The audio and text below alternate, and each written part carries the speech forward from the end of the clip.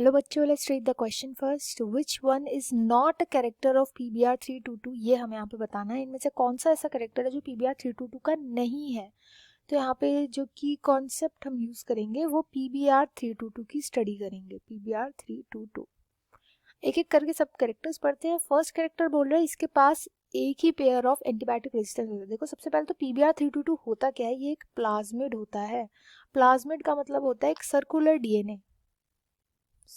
DNA होता है जो एक्स्ट्रा क्रोमोसोमल होता है नेचर में. एंड एंटीबायोटिक रेजिस्टेंस जीन ऐसा होता है, सर्कुलर होता है नेचर में. इसके पास दो एंटीबायोटिक रेजिस्टेंस जीन यानी एक pair of antibiotic resistance gene present होता है. एक जीन यहाँ पर प्रेजेंट होता है, एक जीन इसके यहाँ पे प्रेजेंट होता है. इस वाले को हम बोलते हैं एम्पीसिलिन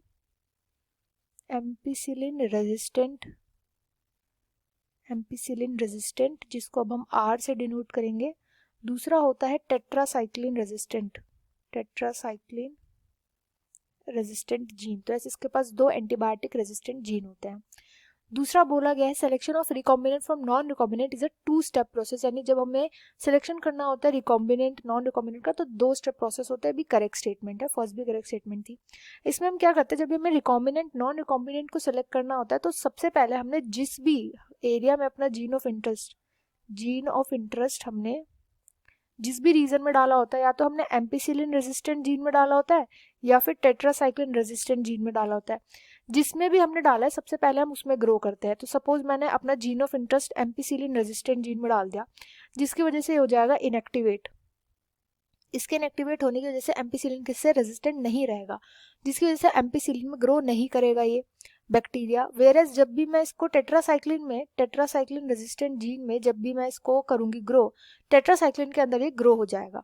क्यों? क्योंकि टेट्रासाइक्लिन रेजिस्टेंट जीन तो एक्टिवेटेड है but ampicillin resistant gene inactivated हो गया इसलिए.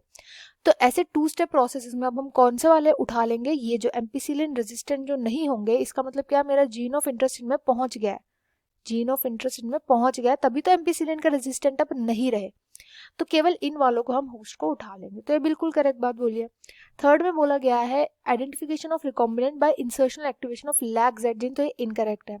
LAC-Z जीन जो होता है ये एब्सेंट होता है PBR322 में, प्रेजेंट ही नहीं होता है. यहाँ पे केवल दो सेलेक्टेबल मार्कर्स होते हैं, एम्पीसिलिन रेजिस्टेंट और टेट्रासाइक्लिन रेजिस्टेंट जीन. तो ये इनकरेक्ट बात बोली गई है.